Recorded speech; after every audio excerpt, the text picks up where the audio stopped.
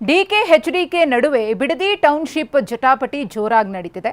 ಚರ್ಚೆಗೆ ಬರುವಂತೆ CM DK Shivakumar ಅವರಿಗೆ ಎಚ್ಡಿಕೆ ಆಹ್ವಾನವನ್ನ ಕೊಟ್ಟಿದ್ದಾರೆ. ಬೈರಮಂಗಲಕ್ಕೆ ಬನ್ನಿ ಚರ್ಚೆಯನ್ನ ಮಾಡೋಣ ಎಂದಿದ್ದಾರೆ ಎಚ್ಡಿಕೆ.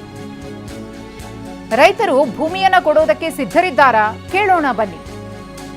ಸಿಎಂ ಡಿಕೆಗೆ ಕೇಂದ್ರ ಸಚಿವ ಕುಮಾರಸ್ವಾಮಿ ಅವರ ಸವಾಲು.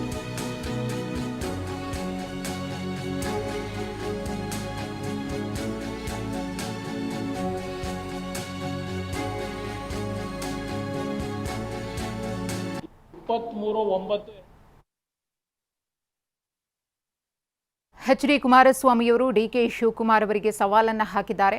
ಬನ್ನಿ ನೇರ ಚರ್ಚೆಗೆ ಬನ್ನಿ, ವೇದಿಕೆಗೆ ಬನ್ನಿ, ಚರ್ಚೆ ಮಾಡೋಣ ಇದ್ರ ಬಗ್ಗೆ.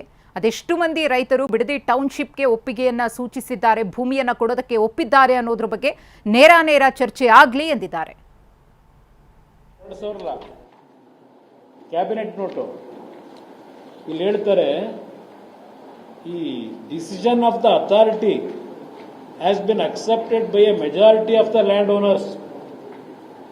ಈ ಕ್ಯಾಬಿನೆಟ್ ಮುಂದೆ ತಂದಿರೋದು ಅಲ್ಲಿದೆ ನೋಡಿ. ಇಲ್ಲಿ 4,500 ಇವೆಲ್ಲ ಅಬ್ಜೆಕ್ಷನ್ ರೈಸ್ ಮಾಡಿದ್ರು ರೈತರುಗಳು, ನಾವು ಭೂಮಿ ಕೊಡಲ್ಲ ಅಂತ ಹೇಳಿ. 4,500 ಅರ್ಜಿ ಇದೆ. ಒಬ್ಬ ರೈತನಿಗೆ ಉತ್ತರ ಕೊಟ್ಟಿಲ್ಲ ಇವರು. ಒಂದ್ಸಲ ಜಿಲ್ಲಾಧಿಕಾರಿ ಕಚೇರಿನಲ್ಲಿ ಸಭೆ ಕರೀತಾರೆ.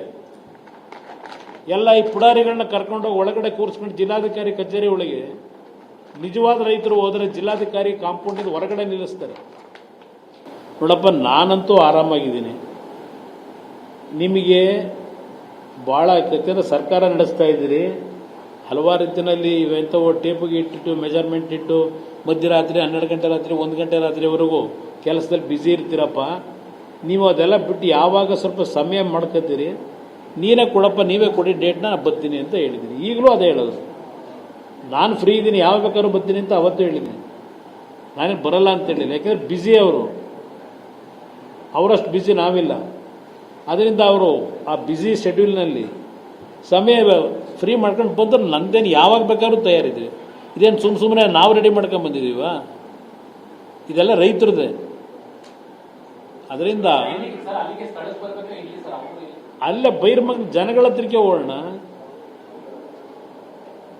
ಅಲ್ಲಿ ಯಾರು ಹೆಣ್ಮಕ್ಳು ವಯಸ್ಸಾಗಿರೋರು 450 ದಿನ ಕೂತವರಲ್ಲ, ಅಲ್ಲೇ ಅವ್ರ ಮುಂದೆನೇ ಚರ್ಚೆ ಆಗಲಿ, ಹೋಗೋಣ.